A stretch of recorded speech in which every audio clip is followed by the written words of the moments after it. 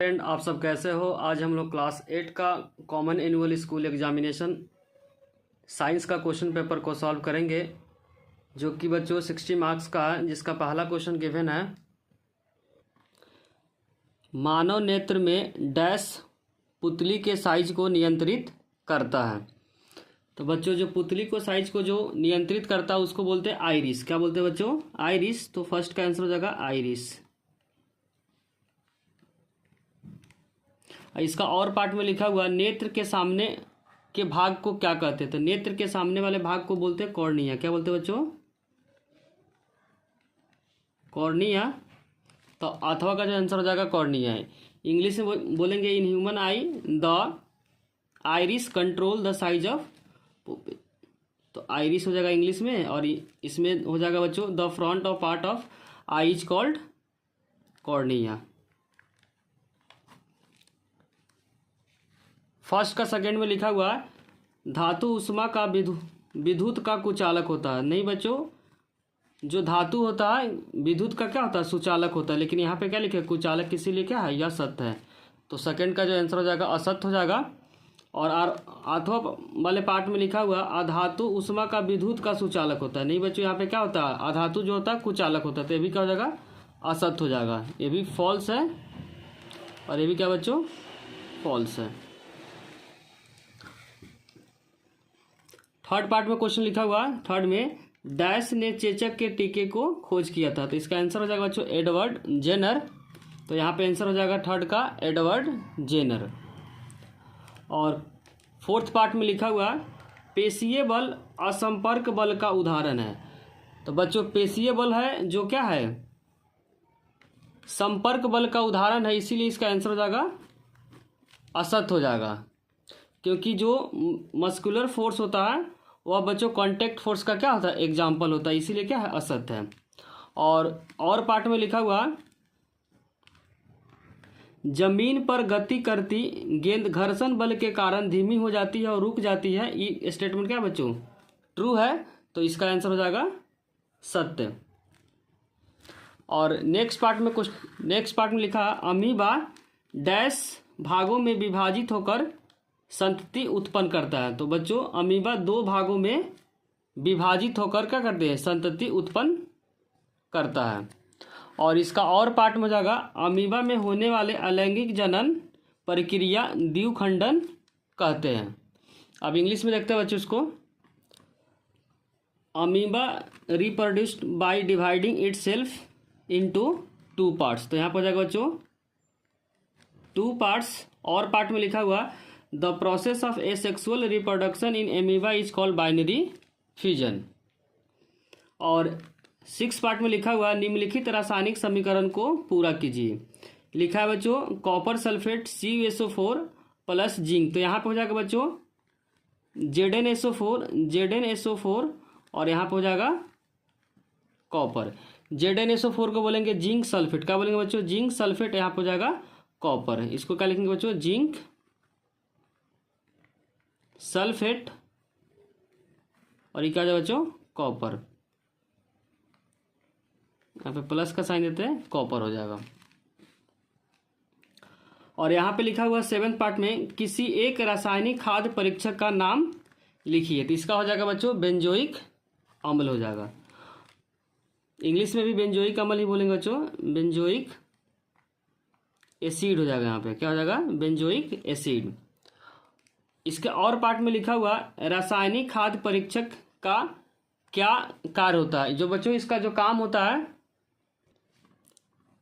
खाना खराब होने से क्या करता है? बचाता है। तो जो रासायनिक खाद्य परीक्षक का जो काम होता है बच्चों, जो खाना खराब होने से बचाता है। और 8 पार्ट में लिखा हुआ, क्या मानव शरीर के अंदर का दाब वायुमंडल दाब के बराबर होता है? तो इसका आंसर हो जाएगा बच्चों यस। और हिंदी में लिख देंगे इसको हाँ। और पार्ट में क्वेश्चन गिवन है, वायुमंडलीय दाब का परिभाषित कीजिए। तो वायुमंडलीय दाब का जो डेफिनेशन हो जाएगा, जो पृथ्वी के वायुमंडल में किसी सतह पर हवा द्वारा लगने वाले बल को दाब कहते हैं। फर्स्ट का 9th पार्ट में गिवन है बच्चों, एक समतल दर्पण किसी वस्तु के कितने प्रतिबिंब को बनाता है? तो इसका आंसर हो जाएगा बच्चों 3। आंसर क्या हो जाएगा 3। और 10th में लिखा हुआ हाइड्रा में होने वाले अलैंगिक जनन प्रक्रिया का नाम बताइए। तो इसका आंसर हो जाएगा बच्चों मुकुलन, और इंग्लिश में इसको बोलेंगे बर्डिंग। क्या बोलेंगे बच्चों? बर्डिंग। अब 11th पार्ट में गिवन है ब्रेल पद्धति क्या है। तो ब्रेल पद्धति बच्चों नेत्रहीनों द्वारा उपयोग की जाने वाले स्पर्श द्वारा पढ़ने और लिखने की ये क्या है? प्रणाली है। बच्चों ध्यान रखिए किसके लिए है यह? नेत्रहीन के लिए। किसके लिए? पढ़ने और लिखने की ये क्या है? प्रणाली है। उसी को बोलते हैं बच्चों ब्रेल पद्धति। और इसका और पार्ट में लिखा हुआ ब्रेल पद्धति में कितने डॉट पैटर्न होते हैं बच्चों? तो इसका आंसर हो जाएगा 63। इसके 12th पार्ट में बच्चों गिवन है the number of nuclei present in A zygote is. तो इसका आंसर हो जाएगा बच्चों 1। हिंदी में क्या पढ़ेंगे? एक उगमनज में कितने केंद्रक होते हैं? तो आंसर क्या हो जाएगा बच्चों 1। अब हम लोग सेक्शन बी को सॉल्व करेंगे। सेक्शन बी में बच्चों लिखा हुआ हम नींबू के अचार को एल्युमिनियम के पात्रों में क्यों नहीं रख सकते?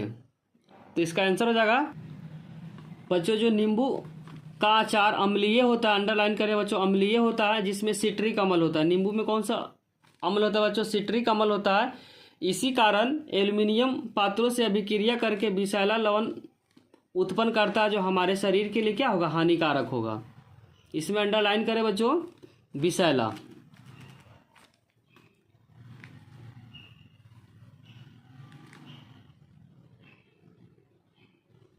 क्वेश्चन नंबर 3 में बच्चों गिवन है किन्हीं 2 पादप रोगों को नाम लिखिए। तो इसमें पहला हो जाएगा बच्चों पादप महामारी रोग जिसको बोलते हैं इपिडेमिक डिजीज, और दूसरा हो जाएगा एंडेमिक रोग और इंग्लिश में बोलते हैं बच्चों एंडेमिक डिसीज। तो पहला हो जाएगा पादप महामारी रोग और दूसरा हो जाएगा बच्चों एंडेमिक रोग।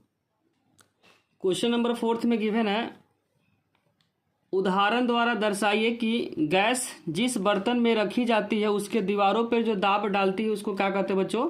उसको बोलते हैं हम लोग प्रणोद, और इंग्लिश में बोलते हैं इसको थ्रस्ट। क्वेश्चन नंबर 5 में गिवन है दिए गए चित्र में वाई को क्या करना? पहचानना। तो वाई जो हो जाएगा बच्चों इंसिडेंट रे हो जाएगा। इंग्लिश में क्या बोलेंगे? Incident ray. जो भी सरफेस से टकराने से पहले को बोलते हैं बच्चों इंसिडेंट रे, और हिंदी में बोलते हैं आपतित किरण। क्या बोलते हैं बच्चों? आपतित किरण। और ध्यान रखें बच्चों अभिलंब और सरफेस के बीच क्या होता है? 90 होता है। 30 है तो क्या हो जाएगा? 60 डिग्री। अगर ये 60 है तो बच्चों अभी क्या हो जाएगा? 60 डिग्री हो जाएगा। तो आर का जो रिजल्ट हो जाएगा 60 डिग्री, और वाई क्या हो जाएगा बच्चों? आपतित किरण। आर का जो रिजल्ट हो जाएगा बच्चों 60 डिग्री, और वाई का जो रिजल्ट हो जाएगा आपतित किरण। क्वेश्चन नंबर 6 में बच्चों गिवन है क्या होगा यदि जंतुओं में जनन नहीं होगा? अगर बच्चों जंतुओं में जनन नहीं होगा तो सभी जीव एक दिन क्या हो जाएगा? समाप्त हो जाएगा। तो इसका डायरेक्ट आंसर हो जाएगा बच्चों सभी जीव क्या होगा? एक दिन समाप्त हो जाएगा। कब? जब जनन नहीं होगा तब। और पार्ट में बच्चों बोला हुआ है लैंगिक जनन और अलैंगिक जनन से किस प्रकार भिन्न है? बच्चों लैंगिक जनन में 2 पेरेंट्स इन्वॉल्व होता है, जबकि अलैंगिक जनन में सिंगल पेरेंट्स इन्वॉल्व होता है। और हिंदी में बोलेंगे बच्चों इसमें नर और मादा क्या होता है? अलग अलग होते हैं, जबकि इसमें नर और मादा अलग हो भी सकते हैं, नहीं भी हो सकते हैं। जैसे बच्चों प्लांट में क्या होते हैं? मेल और फीमेल एक ही फूल में होते हैं। और लैंगिक जनन में बच्चों विभिन्नता अधिक होती है, जबकि अलैंगिक जनन में विभिन्नता कम होती है। यही क्या करना था? डिफरेंस को लिखना था। और 7th पार्ट में बच्चों लिखा हुआ किसी उदाहरण द्वारा टीकाकरण का महत्व को लिखिए। तो कोई भी बच्चों हम लोग टीकाकरण को लिख सकते हैं। जैसे हम लोग कोविड में लेते थे कोवैक्सील्ड, या चिकन पॉक्स का भी एग्जाम्पल ले सकते हैं, चिकन पॉक्स। और इसमें क्या होना चाहिए? जो चिकन पॉक्स का जब हम टीकाकरण लेंगे तो डॉक्टर के क्या करेंगे? सलाह से लेंगे, कितने क्या खाना है नहीं खाना, वो डॉक्टर के हिसाब से मुझे लेना चाहिए। और इसमें लिखा कि प्रतिजैवी के दवाई लेते समय क्या सावधानी लेनी चाहिए? इसमें भी क्या हो जाएगा बच्चों? डॉक्टर के सलाह से लेनी चाहिए। कितने दिन तक और कितने बार। क्वेश्चन नंबर 8 में बच्चों गिवन है दिए गए चित्रों को पहचानकर उसका नाम लिखिए। तो पहला जो फोटो की गिवन है बच्चों इसका नाम है ब्रेड मोल्ड, और जो दूसरा है बच्चों इसका नाम है पेनिसिलियम, और जो तीसरा जो नाम है बच्चों मीशियम। अब क्वेश्चन नंबर 9 में बच्चों क्वेश्चन गिवन है, दाब कैसे बदलेगा। यदि केवल क्षेत्रफल का दोगुना कर देंगे तो दाब क्या हो जाएगा बच्चों, कम हो जाएगा, या आधा भी लिख सकते हैं, या आधा हो जाएगा। जिस तरीके से दोगुना करेंगे तो क्या हो जाएगा बच्चों, ये डायरेक्ट आधा हो जाएगा, और बल को जब 4 गुना करेंगे तो बढ़ जाएगा, या ये भी 4 गुना हो जाएगा। क्या हो जाएगा बच्चों, जो दाब हो जाएगा क्या हो जाएगा, 4 गुना हो जाएगा। तो इसका आंसर हो जाएगा बच्चों आधा।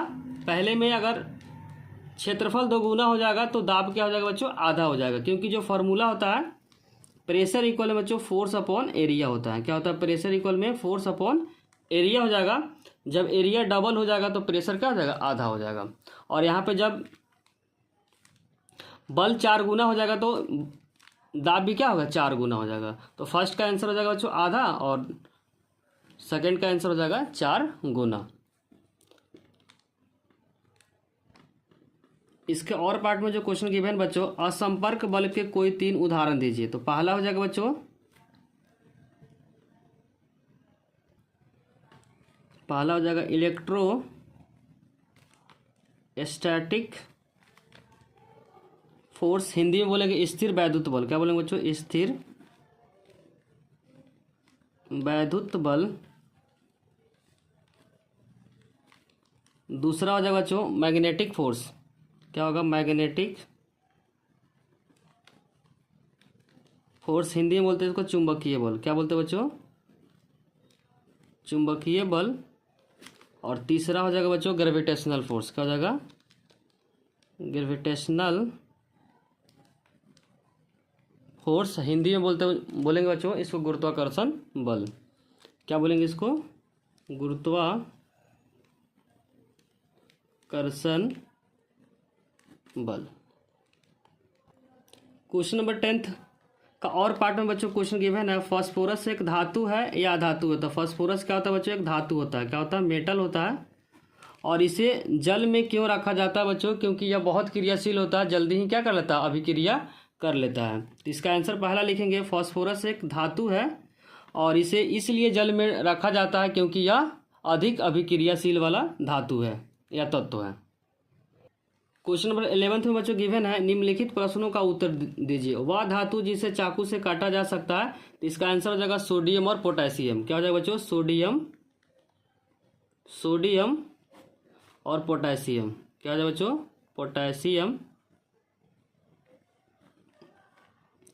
और 11 का सेकेंड पार्ट में लिखा है, धातुओं की अम्ल के साथ अभिक्रिया के फलस्वरूप उत्पन्न गैस का नाम बताइए। तो इसका आंसर हो जाएगा बच्चों हाइड्रोजन। H2 गैस क्या होता है, रिलीज होता है। और थर्ड पार्ट में लिखा है, मैग्नीशियम रिबन के दहन करने पे उत्पन्न उत्पाद की प्रकृति क्या होता है बच्चों, क्षारीय होता है। क्या होता है, क्षारीय, जिसको बोलेंगे बेस। अब हम लोग क्या करेंगे बच्चों, सेक्शन सी को सॉल्व करेंगे। सेक्शन सी का जो फर्स्ट पार्ट क्वेश्चन गिवन बच्चों, क्यांतरण क्या है। जब भी एक से जब व्यस्क बनता है तो काफी बदलाव आता है, इसी प्रक्रिया को क्या बोलते हैं बच्चों, क्यांतरण। और इंग्लिश में इसको मेटामॉर्फिस बोलते हैं। जब अंडे से जब व्यस्क होता है, जब बड़ा होता है तो बहुत ज्यादा बदलाव आ जाता है। इन्हीं बदलाव को क्या बोलते हैं बच्चों, क्यांतरण कहते हैं। इंग्लिश में बोलते हैं इसको मेटामॉर्फिस। और इसमें क्या है बच्चों, सेकेंड पार्ट में लिखा हुआ, दिए गए चित्र में ABCD का क्या करना है, नाम बताना है। तो इसका हो जाएगा बच्चों एग, और इसका जो है आरंभिक टेडपोल, इसका टेडपोल, इसका नाम है वयस्क। और यहाँ पे क्या बच्चों, A है, इसका नाम B है, इसका नाम C है, इसका नाम D है। तो A पे हो जाएगा एग, B पे हो जाएगा बच्चों आरंभिक टेडपोल, और C पे हो जाएगा टेडपोल, और D में क्या हो जाएगा, वयस्क।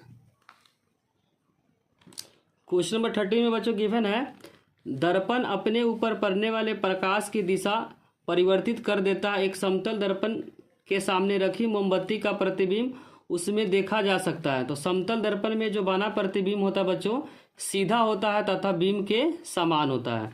तो थर्ड का जो फर्स्ट का आंसर है बच्चों C है। क्या इसका आंसर C है। और सेकंड में लिखा, पास परिवर्तन में दिखता है बच्चों, दायां भाग बायां दिखता है। तो क्या होता है दायां भाग बायां देखते हैं, इसका भी आंसर क्या आ जाएगा, सी हो जाएगा। और दर्पण में नेक्स्ट क्वेश्चन बच्चों, दर्पण में जो एम्बुलेंस शब्द किस तरह दिखता है बच्चों, इसका आंसर हो जाएगा कुछ बी की तरह क्या होता है, दिखता है। क्वेश्चन नंबर 14 में बच्चों गिवन है कुछ जंतु विकसित शिशु को जन्म देता है जबकि कुछ जंतु अंडे देते हैं जो बाद में शिशु में विकसित हो जाता है। वह जंतु जो सीधे ही शिशु को जन्म देता है उसको बोलते हैं बच्चों जरा उज बोलते हैं, जो कि ऑप्शन नंबर ए में गिवन है। तो 14 का जो फर्स्ट का आंसर हो जाएगा बच्चों ए हो जाएगा। वह जंतु जो अंडे देती है उसको बोलते हैं अंड प्रजक, क्या बोलते हैं उसको, अंड प्रजक, जो कि ऑप्शन नंबर बी में गिवन है। और तीसरे वाले में क्वेश्चन लिखा है निम्न में से जरा उज जंतु का उदाहरण है। तो जरा उज जंतु का जो उदाहरण बच्चों गाय भी है, कुत्ता भी है, बिल्ली भी, तो इसका आंसर हो जाएगा उपरोक्त तीनों, जिसमें आंसर है बच्चों डी। और आठवां में लिखा हुआ है निम्न में अंड प्रबल जंतु का उदाहरण है। तो इसमें बच्चों जो अंड प्रबल जो अंडा देती है तो इसका आंसर है सिर्फ मछली, जो कि ऑप्शन नंबर सी में गिवन है। क्वेश्चन नंबर 15 में गिवन है चम्मच का वक्रित चमकदार पृष्ठ एक दर्पण की भांति कार्य करता है। गोलीय दर्पण वक्रित दर्पण का सबसे अधिक समान उदाहरण है। चम्मच के भीतरी पृष्ठ डैश की भांति काम करता है। तो किसके भांति काम करता है बच्चों, अवतल दर्पण, जो कि ऑप्शन नंबर बी में गिवन है। यदि चेहरे से चम्मच की दूरी बढ़ाए तो चम्मच के भीतरी पृष्ठ कैसा प्रतिबिंब बनेगा बच्चों, तो इसका प्रतिबिंब बनेगा उल्टा, और जो कि ऑप्शन नंबर ए में गिवन है। दंत विशेषज्ञ द्वारा दंतों का बड़ा प्रतिबिंब देखने के लिए किस का उपयोग करता है बच्चों, तो इसमें उपयोग होता है अवतल दर्पण का, जो कि ऑप्शन नंबर ए में गिवन है। तो थर्ड का जो करेक्ट आंसर हो जाएगा बच्चों ए। अगर बच्चों वीडियो अच्छी लगी हो तो लाइक कमेंट और सब्सक्राइब करना चैनल को ना भूलें और अपना मार्क्स कमेंट में जरूर लिखें। Thank you.